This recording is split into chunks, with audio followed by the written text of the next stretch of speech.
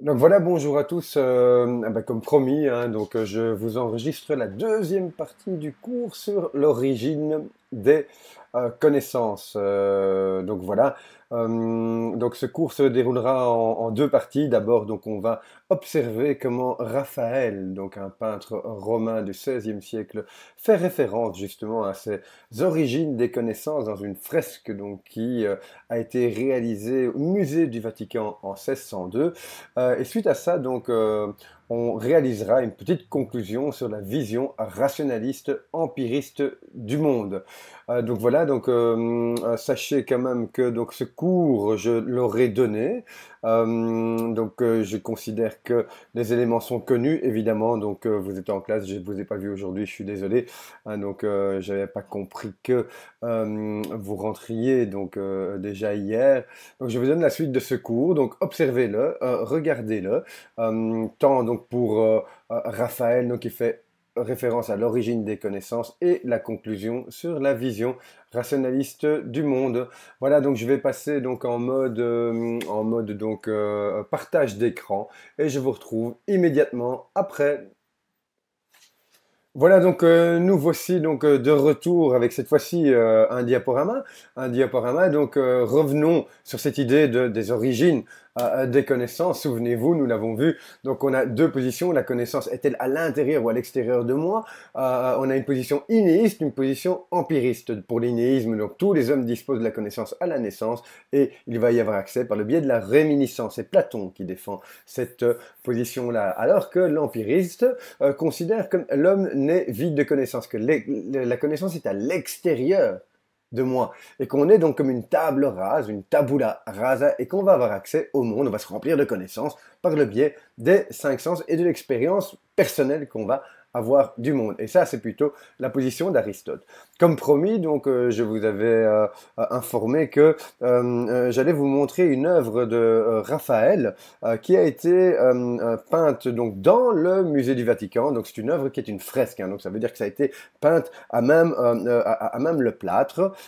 J'expliquerai encore ça donc quand on verra le cours sur l'histoire de l'art. Et donc c'est dans cette peinture, dans cette œuvre, Raphaël fait référence à cette vision rationaliste empiriste du monde, tout à fait inattendue, étant donné que on se retrouve en plein centre de la réalité catholique, le Vatican, quand même, quoi. Hein. Donc, il parle de quoi? Il parle de philosophie, il parle de différents philosophes, mais il parle également d'une vision du monde qui n'est pas la vision du monde qui est partagée par l'Église Vaticane à ce moment-là. Hein. Comprenons bien ça. Donc voilà, je vous montre l'œuvre. Donc voilà, donc c'est la fresque de Raphaël. On voit en bas à jardin. Je dis à jardin puisque maintenant vous connaissez la différence entre jardin et cour plutôt que gauche droite. Hein. On voit donc à jardin donc que c'est une fresque. Ça veut dire que ça a été réalisé à même le mur et on voit donc la porte qui se trouve là à jardin, donc dans le bas. Voilà, donc cette fresque représente, en fait, elle s'appelle l'école d'Athènes. Hein, et donc elle représente quoi? Elle représente l'ensemble des philosophes, des penseurs, des mathématiciens qui ont vécu à l'époque de la Grèce antique avec quand même une petite exception. On a un personnage qui a habité donc à Cordoue, mais qui fait également référence à cette réalité rationaliste empiriste, ça Averroès, on va le voir. Alors, donc dans un premier temps, ici, donc nous avons Épicure, qui est présent, donc l'épicurisme. Ici, nous avons Averroès, voilà. Ici, nous avons Pythagore. Hein, là, nous avons Héraclite, donc un philosophe, un présocratique, comme on dit. Donc ici, donc nous avons Euclide. Hein, non, ah non, non, non. Ici, c'est Diogène. Donc Diogène sur les marches. Je vous en ai déjà parlé. Je peux vous en reparler si vous voulez. Ici, donc, on a Euclide, qui est entouré d'élèves. Hein, donc Euclide, qui n'est pas n'importe qui, puisque il est à l'origine même des mathématiques telles que vous les voyez en classe.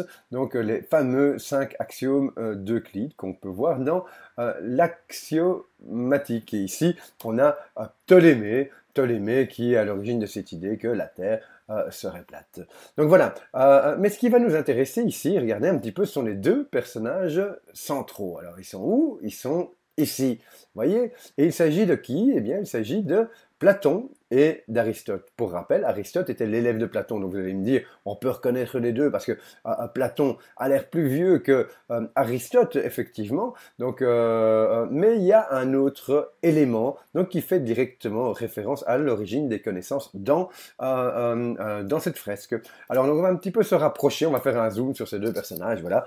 Donc on observe déjà, juste pour la dimension anecdotique, donc le vieux monsieur qui est là, qui est Platon, qui est à gauche d'Aristote. Donc, Raphaël l'aurait peint sous les traits de Léonard de Vinci, tel que Léonard de Vinci s'est peint lui-même dans son autoportrait à la sanguine. Alors, observez un petit peu ces deux personnages. Ils sont en train de discuter de quoi? Eh bien, ils sont en train de discuter des origines de la connaissance. Et alors, on a Platon qui est là, qui dit, ben non, mais attends, la connaissance, elle est à l'intérieur de l'homme, mais bon, elle est commune à tous les hommes, donc on peut aller la chercher comme si c'était dans une bulle, elle est commune à tous les hommes, et tous les hommes à la naissance disposent de cette connaissance nécessaire. Donc elle n'est pas sur terre, elle n'est pas autour de nous, elle est dans l'esprit de l'homme, et il met le doigt vers le haut, voyez-vous.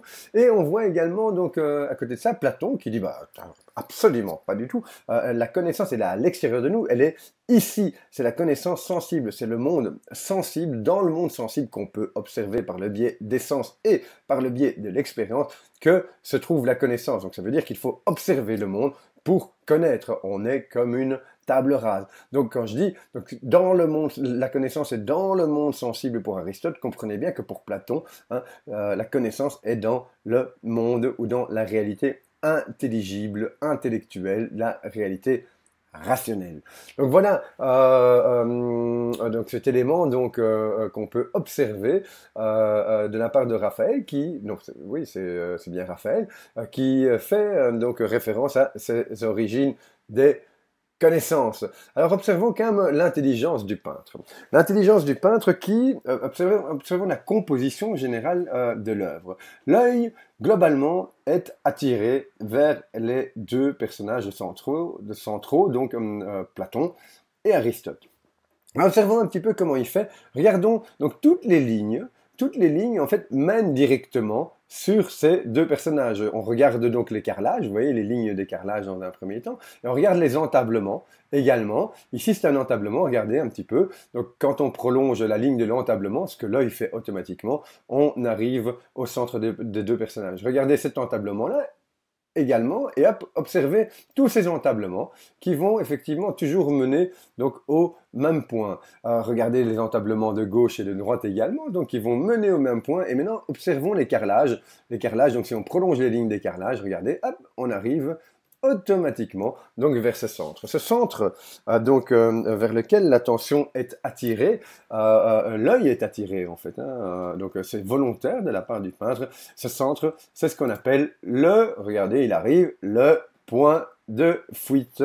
Alors ce point de fuite, donc, on en reparlera encore quand on parlera des techniques picturales et particulièrement de la perspective linéaire. Alors voilà, j'enlève toutes les lignes pour bien mettre en évidence le point de fuite, j'aurais dû les enlever d'un coup.